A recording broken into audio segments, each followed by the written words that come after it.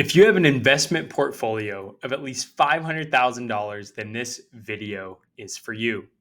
You are at a place with your investments where you can no longer think casually about your financial planning.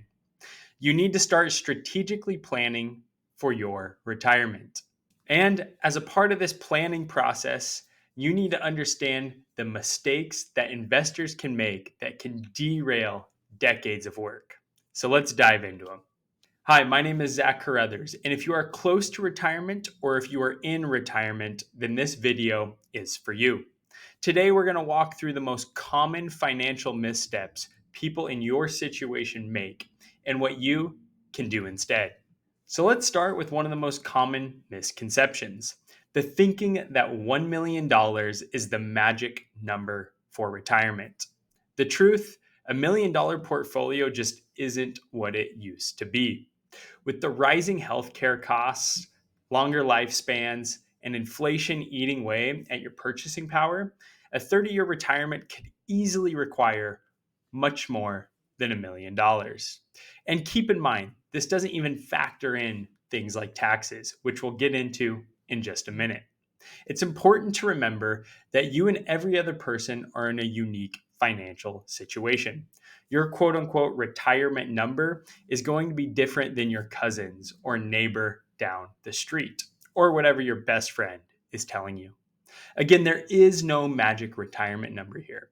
To paint the picture, I want to jump in to a quick example. Let's assume that you want to retire at the age of 65. And let's say that you have $1 million investment portfolio. Let's assume that you elect to follow the traditional 4% rule relative to your withdrawals. And you decide to take out 4% every year. 4% of $1 million, just for some quick math here, is $40,000, not including other income like your Social Security benefit. For the sake of this example, let's add in your Social Security benefit. Let's say that that benefit amount between you and your spouse is $35,000. Now that brings our total retirement income to $75,000, assuming that your retirement portfolio income is also between you and your spouse. So for this example, let's just use that $75,000 per year number. Now, for some people, $75,000 in retirement might sound like a dream. For others, especially if you've been earning 6+ figures in your working years, $75,000 might sound like not near enough to make it through retirement. Going a step further, we can't forget about things like taxes, inflation, or healthcare. To paint the picture, it's important to remember that a portion of that $40,000, if not all of it, is going to come from tax deferred accounts like 401ks or IRAs. This means that the income that you're pulling from those accounts is most likely taxed as ordinary income.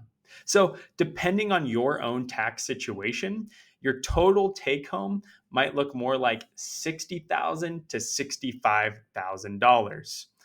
Obviously, consult your tax professional on this. So now let's look at inflation relative to this first mistake. Let's just look at inflation over a 20-year period, assuming 3% inflation every year.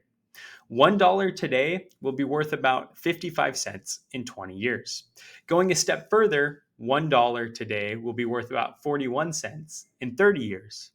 So now let's take that $75,000 in gross income. In 10 years, that $75,000 only buys what $55,800 does today. In 20 years, it buys just $41,700 worth of goods and services. And in 30 years, that same $75,000 has the buying power of only $31,300. These examples are real. This is why we need to consider inflation. So now let's dive into healthcare. What about healthcare? Well, there's several factors that obviously go into calculating healthcare expenses, like how healthy are you? How long do you expect to live? Among other things. But according to Fidelity, the average 65-year-old couple retiring today can expect to spend over $330,000 to manage healthcare costs throughout their retirement. So now on to mistake number 2, Focusing on beating the market. When you have a sizable portfolio, call it 500K to 3 million, your success in retirement has less to do with beating the market and more to do with managing risk, distributions, and taxes in retirement. There is no shortage of noise out there. From financial news channels to online gurus to even your friends and family at dinner. Everyone has a hot take, or so it seems that way, on which sector to invest in or which fund or particular stock is going to outperform. But here's the reality: for someone who is 5 to 10 years from retirement or already retired, your number one challenge isn't whether you outperform a particular benchmark or even the market. Your number one challenge, or at least it should be, is whether your portfolio can provide sustainable income without exposing you to unnecessary risk in retirement. Sure, returns are important. Investments are the vehicle that help you in retirement, but we need to rethink how we look at our investments. Related to beating the market, let's talk about how your portfolio is actually impacted if you decide to take on unnecessary risk and then you're forced to take out a withdrawal when your portfolio is down. So let's say that you retire and you begin drawing from your portfolio.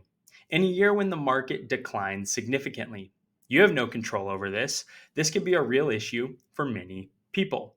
Even if long term averages work out over time, the timing of your withdrawals can do long term damage. This is known as sequence risk.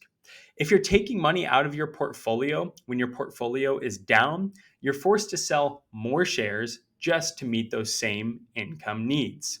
That reduces your base, your principal, making it harder for your portfolio to recover when the markets do come back. So if you're close to retirement or in retirement, instead of trying to guess where you're going to outperform the market in the next 6 months, the better question that you should be asking is, what does your money need to do for you and when? Stop thinking about returns for just a moment. Think about, what does your money need to do for you and what is the time period where you need this to happen? Maybe part of your money needs to provide income over the next 1 to 5 years. Another portion might be allocated for the next 5 to 10 years. And maybe the third portion is meant to be for later in life expenses. Maybe you can be a little bit more aggressive there.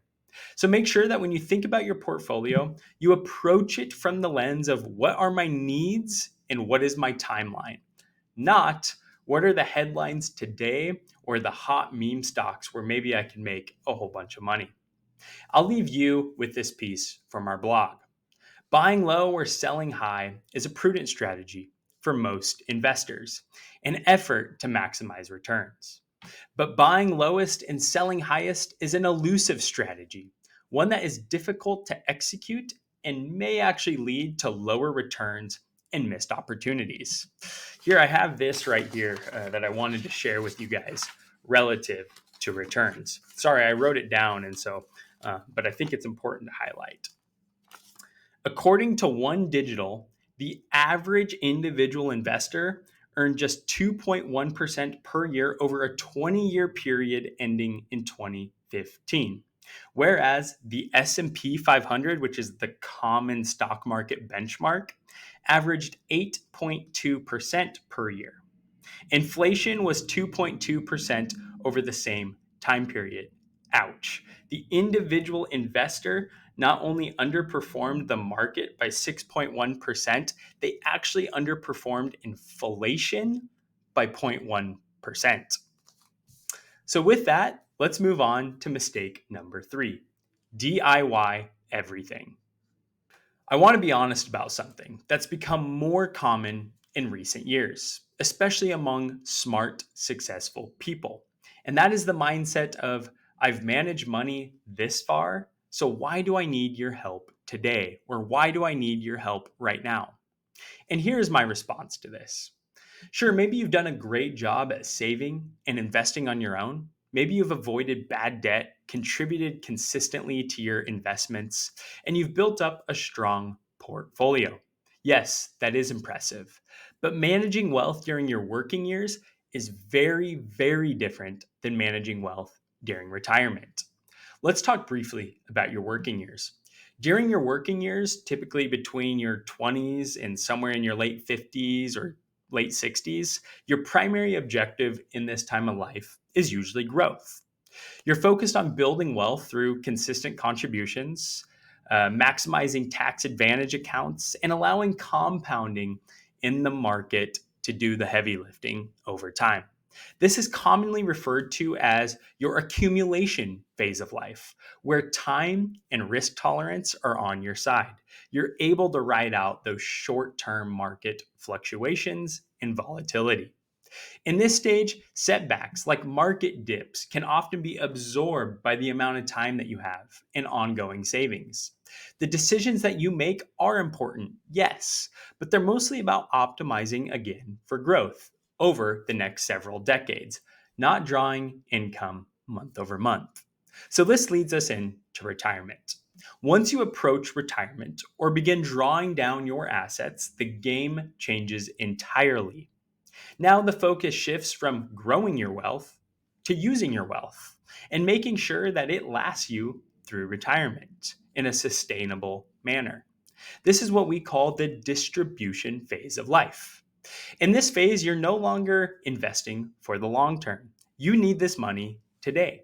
So instead, you're managing withdrawals, you're mitigating tax exposure, and you're accounting for things like healthcare costs and trying to do everything you can to make sure that your money gets you through the next 10, 20, 30, 35 years of retirement.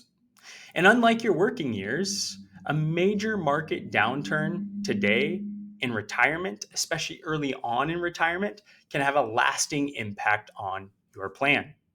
This is where strategy, structure, stress testing, and risk management become more important to you than chasing market returns. The distribution phase of life requires a much different frame of thinking. It's not about how much your portfolio can grow, it's about how reliably it can fund your life, support your values, and adapt to the unknowns that come with aging. Look, at the end of the day, there's countless factors that play into how you approach and move through retirement. I've seen it all over the place. People often ask, what's the cost of hiring a professional? And I think this question can work, yes. But I think the better question to ask if you're in this situation and you're thinking about this is, what's the potential cost of not hiring or not having a professional? Sure, you can DIY everything. You can DIY a house build, but what's the cost of doing that? Do you have the right plan? Is it structurally sound? And did you remember the small things that actually make a house? Guys, this is super similar to investing. What's important to note here that this isn't really all about intelligence. Most of you guys are very smart, you're diligent, and you're successful savers. Otherwise, you probably wouldn't be here today watching this video. But the skills that help you accumulate wealth during your working years aren't necessarily the same ones that help you keep it. Retirement planning requires a different lens, one that looks beyond your investment returns and starts focusing on coordination. That is, coordination with your investments, your retirement income planning strategy, Social Security, tax planning, Roth conversions, your retirement goals, among other things. To be honest, most of these mistakes, as they happen, are not catastrophic at first. They're subtle. A poorly timed withdrawal, overpaying taxes unnecessarily, missing an opportunity to reposition assets more efficiently, skipping a required withdrawal, or triggering an unintended penalty. Each one chips away at your plan. And siloed, maybe it's not that big of a deal. But the real challenge here is nothing immediate. It's not the thing that you can necessarily feel or see today. It is the compounding of all these small things that can be catastrophic to your plan. A strategy that is 90% right or correct can still produce results that are far from ideal if the remaining 10% includes things like overlooked tax interactions or sequence risk or healthcare surprises that come up. Meaning that 10% weight has much more to do with how your overall plan plays out than the 90%. As Benjamin Franklin famously said, a small leak will sink a great ship. It is very similar to this. The small things add up over time and can sink your plan if you're not careful. So, the real value here is perspective, seeing the full picture, identifying the blind spots, and providing structure that supports confident decision making. If you are in the position of entering retirement with an investment portfolio where you have $500,000 or more in assets, that is more than enough where a few wrong turns along the way can create long term impacts. Impacts that can affect your income, your lifestyle, your family, and your sense of financial stability. So, yes, working with a financial advisor like myself does involve a cost. But the question shouldn't be, what does it cost? The question should be, what is the potential cost of not having a financial advisor? I want you to plan your dream retirement. I want you to live a retirement on empowerment and clarity. Get started today with your retirement plan by using the link below in the description. Create your free plan. We'll see you there. Thank you so much.